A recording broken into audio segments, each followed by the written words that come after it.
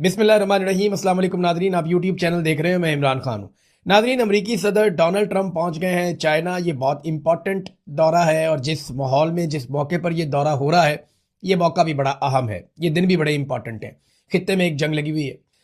Donald Trump इससे पहले 2017 में चाइना गए थे। अमरीकी सदर बहुत कम ही चाइना जाते हैं, लेकिन डोनाल्ड ट्रंप ने 2017 में एक दौरा किया था। जब वो पहले अमरीकी सदर बने थे तो सदर बनने के बाद उन्होंने अमेरिका से एक दौरा किया चाइना का, और अब उन्होंने इस मरतबा फिर सदर बनने के बाद जब एक साल उनका मुकम्मल हो गया तो दूसरे साल में उन्होंने फिर से चाइना का दौरा किया है।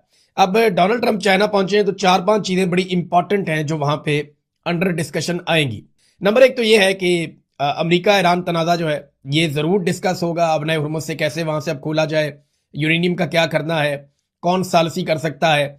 एक बात अमेरिका में बार बार की जा रही है कि अगर इस दौरे में कोई मामला हल ना हुआ या इस दौरे के जरिए से ईरान और अमेरिका के बीच में कोई जंगबंदी मुस्तकिल नहीं हो जाती, तो इस बात का बड़ा इम्कान है कि इस दौरे के कुछ दिनों के बाद अमेरिका एक बड़ा हमला कर सकता है ईरान पर। तो चाइना अमेरिका को पेशकश कर सकता है, क्योंकि ईरानियों से चाइना राब्ते में है और ईरानी वजीर खारजा चीन गए भी थे और वहां पे बड़ी लंबी चौड़ी डिस्कशन हुई थी डोनाल्ड ट्रंप के दौरे के हवाले से भी। तो चाइना बता सकता है कि वो क्या कुछ ऑफर कर सकता है ईरान की जानिब से अमेरिका को। और चीन एक ऐसा सालिस है जिसकी बात ईरान भी तस्लीम कर लेगा। वजह यह है कि चाइना जब गारंटी देगा तो फिर चाइना को पहरा भी देना पड़ेगा, और चाइना एक बड़ी पावर है जो अमेरिका की आंखों में आंखें डालकर बात कर सकती है। पाकिस्तान सालिस जरूर है, लेकिन पाकिस्तान अमेरिका को वापस टका के जवाब नहीं दे सकता। चाइना ये कर सकता है। तो एक तो ये है जो अमेरिका का और ईरान का तनाजा है। अब इस दौरे की अहमियत बहुत बढ़ गई है। जंग होनी है या नहीं होनी इस दौरे के बाद हमें पता चलेगा। नंबर 2, ताइवान का मसला है, जहां पे अमेरिका की एक पोजीशन है कि ताइवान एक आजाद खुद मुख्तार मुल्क है, जबकि चाइना उसे अपना हिस्सा कहता है। साउथ चाइना सी में बड़े तनाज़ात हैं, माजी में भी यहाँ पे काफी ज्यादा हालात खराब रहे हैं। तो अब ये चीन और अमेरिका के बीच में एक मसला ये भी है। लेकिन जो बड़ा मसला है वो तजारती मामलात हैं, सरमायाकारी के मामलात हैं, एनर्जी की जरूरियात है, रेयर अर्थ मिनरल्स हैं। ये वो चीजें हैं जिनमें चीन अमेरिका से आगे जा रहा है। मैं आगे चल के आपको बताता हूँ कि इस वक्त आगे कौन है, अमेरिका है या चाइना है, और दोनों के आदादो शुमार क्या है। मैं आपके सामने वो हैरान कुन चीजें रखूंगा कि आपको पता चलेगा कि दुनिया की सुपर पावर फ्यूचर में चाइना अगर बनने जा रहा है तो कैसे बनने जा रहा है। नंबर 4, दिफाई नुक्ता नजर से अपने अपने मफादात हैं। दोनों ममालिक के अपने अपने इत्तेहादी हैं, अपने अपने मफादात हैं। यानी चाइना के बड़े अच्छे ताल्लुकात हैं शुमाली कोरिया से, रशिया से, और अमेरिका के बहुत बुरे ताल्लुकात हैं रशिया से और शुमाली कोरिया से, और वो जनूबी कोरिया को सपोर्ट करते हैं, यूक्रेन को सपोर्ट करते हैं। तो यहां पे ये तनाज़ात अपनी जगह पे, लेकिन सबसे बड़ा मसला दोनों ममालिक के बीच में जो होगा वो ट्रेड का होगा, आलमी तजारत का होगा, कारोबार का होगा। इन चीजों को ज्यादा डिस्कस किया जाएगा। और ट्रंप के साथ जो टीम गई है उनमें ज्यादातर तजारती लोग हैं, बड़े तगड़े लोग हैं। जिस वक्त डोनाल्ड ट्रंप चाइना का दौरा कर रहे हैं उस वक्त अमेरिकन मीडिया ने चाइना के हवाले से बहुत सारी ऐसी खबरें छापना शुरू कर दी हैं जो एंटी चाइना है। अमेरिकन एस्टेब्लिशमेंट को भी इस बात का पता है कि जब तक हमारा मीडिया और हमारी अवाम चीन के खिलाफ सोचते रहेंगे और बोलते रहेंगे, तब तक हमारे दिफाई अखराजात बढ़ते रहेंगे। और दिफाई अखराजात बढ़ने का मतलब यह है कि जो मिलिट्री एस्टेब्लिशमेंट है अमेरिका की, उनके पास बहुत सारा पैसा रहेगा। तो हर जगह पे दुनिया में जहां पे भी फौज होती है वो अपनी रेलिवेंसी को कायम रखने के लिए बदमनी या खौफ का एक निजाम जो है वो उसे कायम रखने की कोशिश करती है, ताकि लोग अपना पैसा बजट के जरिए से दिफाई अखराजात पे खर्च करते रहे। ब्लूमबर्ग की रिपोर्ट में यह बताया गया कि हैरानकुन हद तक चीन अपने मिसाइलों की पैदावार को बढ़ा चुका है और वो इसे खतरे के तौर पे देख रहे हैं। वो कह रहे जी बहुत तेजी से इजाफा हुआ है और कई चीनी कंपनियों का सुराग लगाया गया है, और कोई 81 कंपनियों की फहरिस्त भी बताई गई है जो साजो सामान मुहैया करती हैं दिफाई, और इनकी आमदन के अंदर काफी इजाफा हुआ है। बहुत तेजी से चीन जो है वो बैलिस्टिक मिसाइल्स बना रहा है। और ये भी बताया गया कि चीन के पास अब इस वक्त जो है वो 3150 से ज्यादा बैलिस्टिक मिसाइल मौजूद है। अब ये तो अंदाजा और तखमीना अमेरिका और अमेरिका की एजेंसियों का है। और चाइना ने 2015 से लेकर अब तक पिछले 10 साल में अपने बैलिस्टिक मिसाइलों का जो जखीरा है उसमें 147% से ज्यादा का इजाफा कर दिया है। तो अब चीनी असले के ऊपर बातचीत हो रही है उस वक्त जिस वक्त अमरीकी सदर चीन में मौजूद है। उसके अलावा चीन की जो आईटी कंपनियां हैं उनके कारनामे भी बड़े जेर जबर के साथ अमरीकी मीडिया में छापे जा रहे हैं कि किस तरह जब ईरान के ऊपर अमेरिका ने अटैक किया तो चाइनीज कंपनियों ने अमेरिका के जदीद तरीन तैयारों का न सिर्फ सुराग लगाया बल्कि उनको ट्रैक किया, उनकी कम्युनिकेशन को सुना, और ये इल्जाम लगाने के बाद उन कंपनियों पर पाबंदी भी अमेरिका की जानिब से लगाई गई।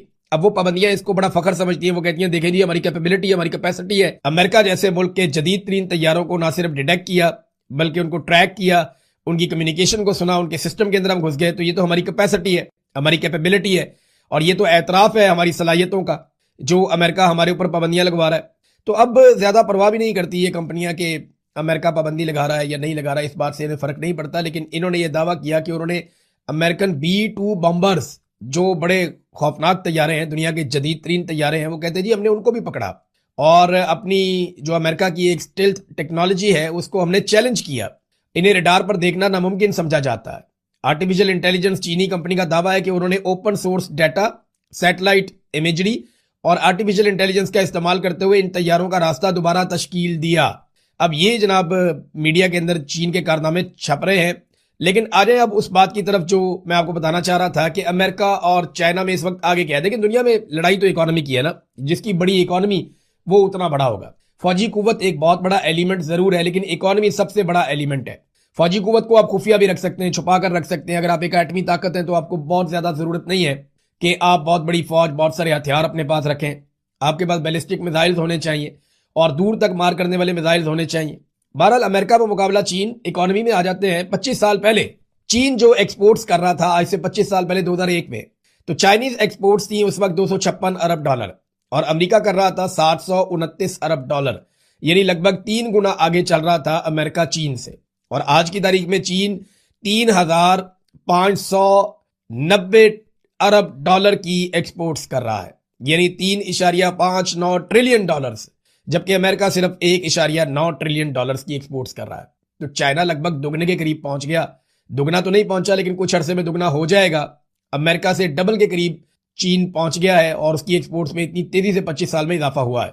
एक और चीज बड़ी अहम होती है कि आपने कितना सामान बनाकर दुनिया को भेजा और कितना सामान आपने दुनिया से मंगवाया। इससे पता चलता है कि तिजारती नुक्ता नजर से आप खसारे में हैं या मुनाफे में हैं।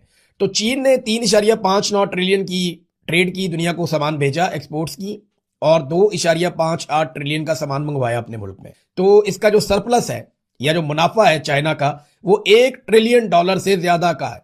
अमेरिका ने दुनिया को $1.9 ट्रिलियन का सामान भेजा और 3.12 ट्रिलियन का सामान मंगवाया। तो अमेरिका का जो ट्रेड का डेफिसिट है या खसारा है, अमेरिका का जो तिजारती खसारा, वो $1.3 ट्रिलियन है, यानी $1,300 अरब का खसारा है अमेरिका का। तो ये चाइना और अमेरिका का एक बहुत बड़ा फर्क है।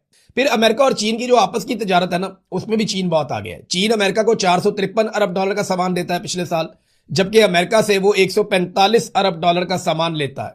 ये एक ऐसा फर्क है जहां पे फिर अमेरिका खसारे में है। अमेरिका अपने दिफा के ऊपर $954 अरब खर्च करता है, जो उसके टोटल जीडीपी का, जो कुल उसकी कौमी पैदावार है, उसका 3.1% बनता है।